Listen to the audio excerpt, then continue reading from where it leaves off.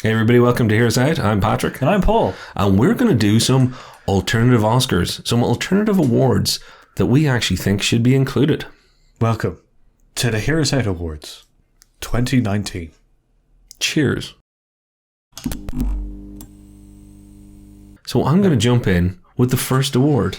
Go for it. And the first graphic for the first award is whatever I just came up with there. And it is Best On-Screen Cry. The nominees are... We really should have made envelopes for this. Oh, that would have been so much better. Yeah. Next year. Production value. Yeah. So, Best On-Screen Cry nominees are Ad Astra, Brad Pitt's tear that they didn't digitally remove, even though Brad Pitt saw it afterwards and said, you have to make that tear evaporate because in space, zero gravity and blah, blah, blah. And the director said, no, Brad, your acting was too good. We're keeping the tear. Damn physics. True story, apparently. Leonardo DiCaprio, Once Upon a Time in Hollywood. If you've seen the film, Leonardo DiCaprio cries all the time in multiple places, as you're hopefully seeing on screen. There's a moment where the other little girl actress talks to him and he bursts out crying that I just think is one of the best scenes for Leonardo DiCaprio ever. And the winner, Paul, is Ford v Ferrari. Henry Ford Jr. 2 taking a spin in the GT40 with Matt Damon, Carroll Shelby, down a runway, and at the end he cries like this. I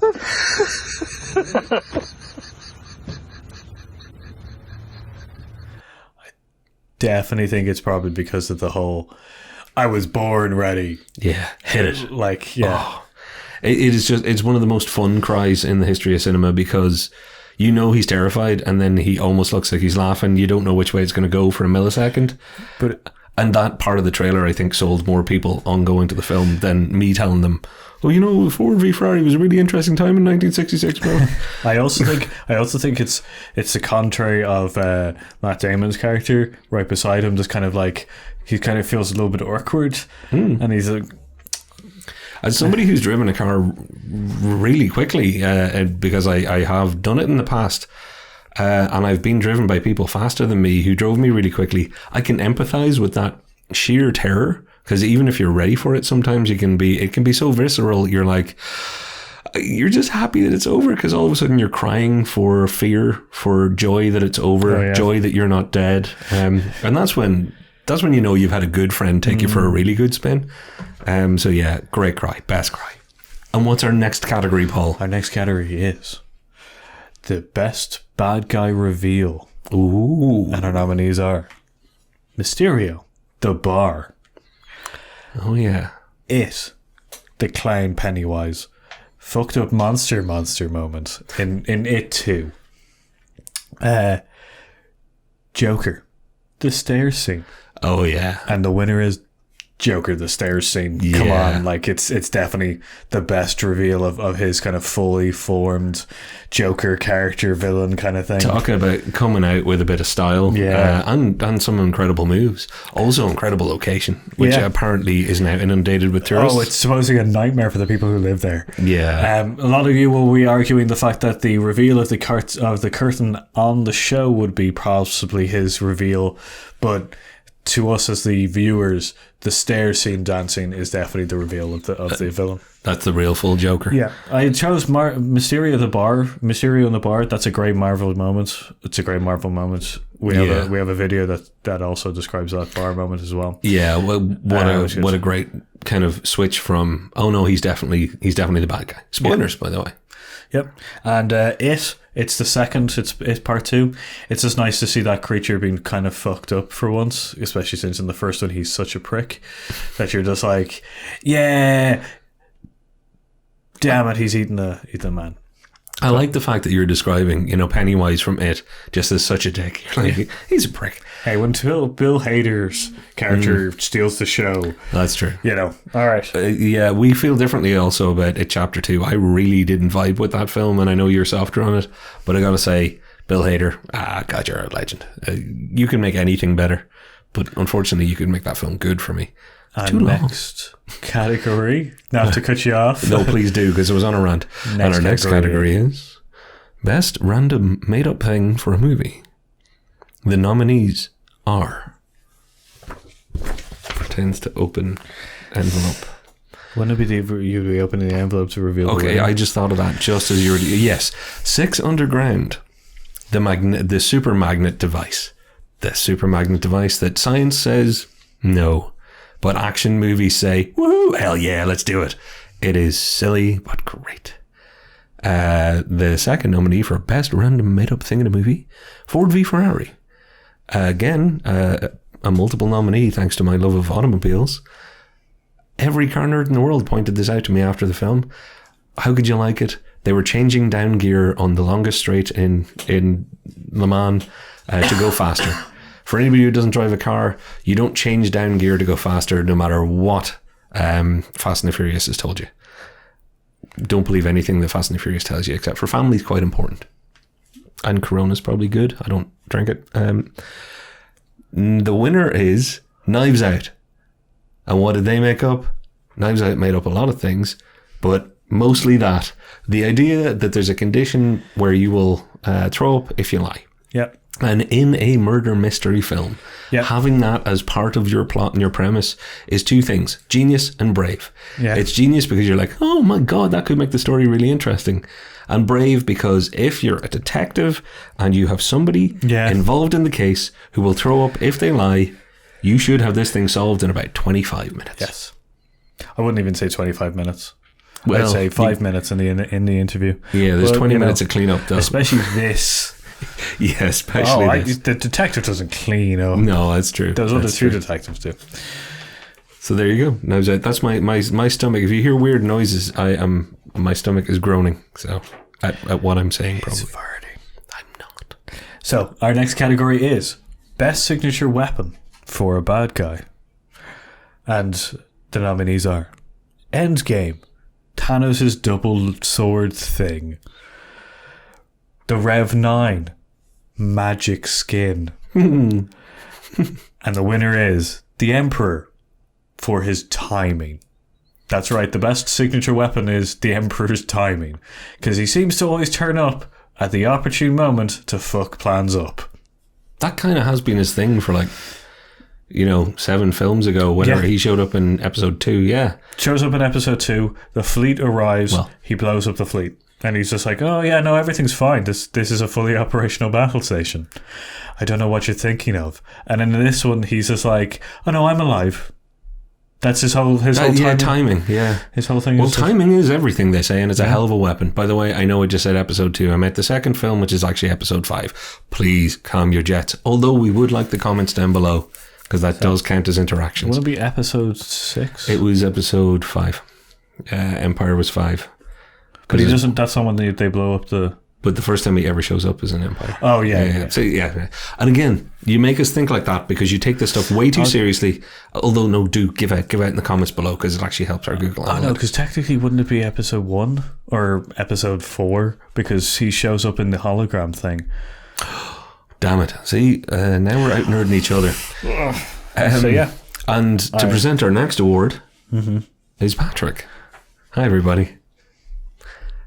Best use of horse as a weapon. The best use of horse as a weapon nominees are Endgame, Valkyrie, who rides in on a Pegasus. There is no other nominee because this whole category was made up simply because when you watch John Wick 3, he uses a horse to kick somebody as a weapon. Oh yeah. Like, it's inventive. Don't get me wrong. Inventive. Not giving out about it, but there is a point where you're like, he just used a horse to kick somebody as a weapon. Yeah, he just uses them because he crushes them. He also dodges them all the time, and then he gets the horse to kick him. Yeah. So, kicks him a couple of times. If you do not get an award for a whole lot in life, you should get an award for making a film where somebody uses a horse as a weapon. Hats off, John Wick 3. So, and to present our next award is Paul. The Worst Parent Award. Oh. No. The honour... My dad watches this show as well, and I'm just like... Sorry. He's only joking. Worst parent. The Lion King. Absentee king, like parenting really there. Thanos torturing a child and, killing the other one. Oh, yeah. Godzilla is the winner. Because it's that Vera Farmiga. Oh, Vera Farmiga, yeah. As an what is it? An ego terrorist? Not an ego terrorist. An ego terrorist would be great. Yeah. An eco terrorist who just seems to want to blow up the world. Yeah. And kill her daughter. Seriously, if you haven't watched Godzilla King of the Monsters, watch that film and realize the biggest monster in it is Vera Farmiga playing a mother who's just like, I'm really sorry about this, but I'm going to just destroy everything because I'm a bit like... I'm going to wake up the big monster and let it destroy everything that we love and dear. Yeah, and there is a moment where she's like, I'm going to wake up all the big monsters, and I thought it would be fine. At which point you're like, you should have written down that sentence before you did it. Yeah. I'm just going to wake up all the big... No, maybe not. I'm saving the world. By releasing those things, that doesn't make sense. So, our next award is Most Changed Character in a Film.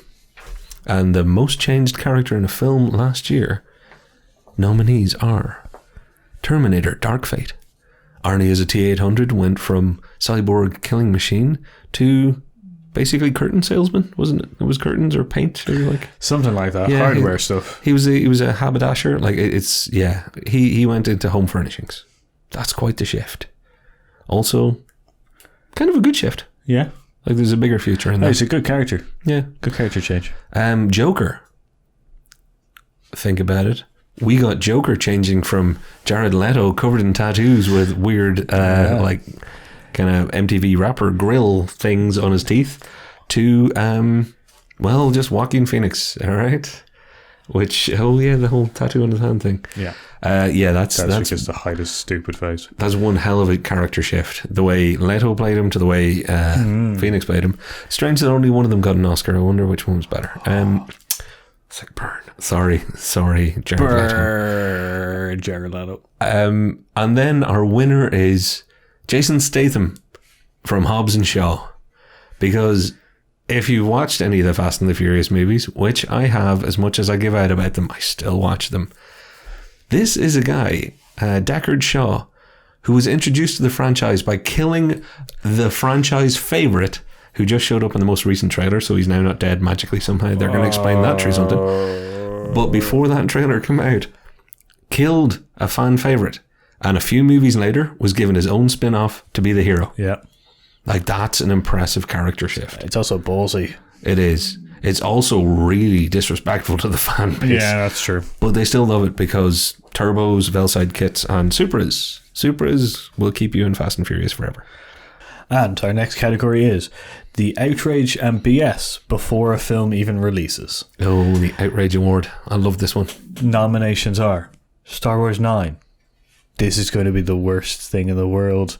We haven't even seen a trailer, but it's going to be the worst thing in the world. People lost their minds trying to be angry about Star Wars Episode 9 before it even came out. Captain Marvel. People falling over themselves to either be sexist or to be wrong. Yeah, they were just... people were going nuts on that. And then Brie Larson threw her hat into the ring, said some stuff about not needing validation from some male journalists. And just set the entire world on fire. Yep. For a very short time. Yeah, and I come down on all this as she can say what she wants, people can say what they want. Just shut up and watch the film, everybody. Yep. And the winner is the Joker for the insaneness of everybody around us going, if you watch the film, you're going to turn into a terrorist. If you go to the film, a terrorist will kill you. Yeah. The media just really wanted something to happen with this film just so that they could feel like they were right. And it was just like... Oh, yeah. Hop on the old Google machine there, folks, and have a look at the press and the media in the month in the lead up to the release of Joker. The amount of headlines that were like, can we please have a shooting at this, please? This is a film that'll only make incel people go nuts and stuff. Yeah. If you go, you will die. It was disgusting that the media were bringing on so much doom and gloom because they were essentially, if you read between the lines, going, oh, this might sell stuff. Yeah. Please, God, can we make headlines out of this? It was clickbait. It was. And then the movie came along, and thank God was so good that it just shut everybody up. Yep, pretty much. Nice. So, our final award of the evening. Oh, and it's a good one. the award for most pointless spend of money and use of budget. The nominees are The Lion King. Also honoured in The Worst Parents. Yes, a second-time nominee, The Lion King, because it's the same film, animated differently. I know it made £1 billion, which is impressive, so not a waste of money, but you could have spent that money doing something a lot more original and telling the exact same story with a slightly different picture. Same way. Yeah. Our next nominee is Men in Black International. If you've seen it, you'll remember seeing it because it's very hard to get scars like that out of your mind. It had unbelievable stars. It had unbelievable sets. It had incredibly well completed special effects. The locations were gorgeous, rich and lush. The budget was brilliant. And the film was utter shit. Yep. Maybe the worst film of the year. Well, no, that's not. No. Proportionally, penny for penny and star for star, the gulf between good and bad on it, it's got to be up there. It is up there. Agreed. But it's not the winner. No. Oh, it's not the winner because the biggest waste of money of all was Gemini Man. Will Smith's Gemini Man that was in development for like 20 years, and I think we've all worked out now why. They thought it was because technology hadn't caught up, because they had to de-age, which is expensive. They had to do all sorts of other special effects around it because they had to duplicate the main character. Yeah. Then they shot it at a super high frame rate, a technology that only some theaters around the world could show. Yeah. It was a technological tour de force, and a load of money went into that. And I remember seeing the film and thinking, wow, that was crap. Yeah. Yeah. Just because you can doesn't mean you should. It is one of those things that if they had just thought, why hasn't anybody made this film after all this time? Yeah. And blaming technology over and over again? Yeah, if they're if you went, so why didn't anyone make this film in the 20 years that it's been in development or whatever? And someone went, it's because the technology wasn't good enough. You should slap that person. Slap that person very hard. Yeah. Like so hard that their face comes off. You can... that their face comes off? Yeah. Maybe just like dial it down one step from face coming off. Their nose comes off. Oh, that'll do. Okay, compromise. See, this is all about compromise, people. And I would like to just mention, because someone's screaming at the screen right now, how can Cats not be in the biggest waste of money? Because Cats was not a waste of money. When everything else is said and done, we'll always have Cats to look back on. Yep. As a signpost of what not to do. Yeah. Yeah, very much so. It's like, it's very much the idea of, do you know what would make a good film? I really want to have the furry community go mental, like catnip. Actually, I hadn't actually thought of that. Does the furry community, like, is this their Cannonball Run for me? I don't know. I can't speak for the furry community, because I'm not. I tried to out you there. I'm not their spokesman, but if would you know their spokesman? I'm really trying to find out if he dresses up as a fox Sonic. at the weekend. Sonic's their spokesman. We're not slagging it. No. You know, I'm just saying, if I'm guessing furries really like the film. Maybe they don't. I hope somebody likes it. I don't know the level of personification of cats and animals. Well, I will say as much. Hats off to the visual effects people that worked on Cats, because I think the way they're being treated is crappy, and I think that is true. James Gordon and people coming out taking cheap pot shots, going, "Oh, you know, the film tanked. I can now laugh at it." Those visual effects people did what they were told. Yeah. And they did a good job at what they were told. If you want to pick on somebody, pick on the people with the creative decision and vision. Yeah. But yeah, education can be expensive. We're usually very much on the creative side. Yeah. This is not the creative side that we like. Like no. You should have done tests and just gone, that looks fucked up. Yep. Like, it looks weird. Yeah, don't blame the animators that worked hard. That's, yeah, so like I say, education is expensive. That's why Cats was not a waste of money. No. It's taught us all something that should not happen again. And that was our awards. Usually they start with a musical number, so we're going to end with a musical number. Paul's prepared this for us. And I will go on to say goodbye.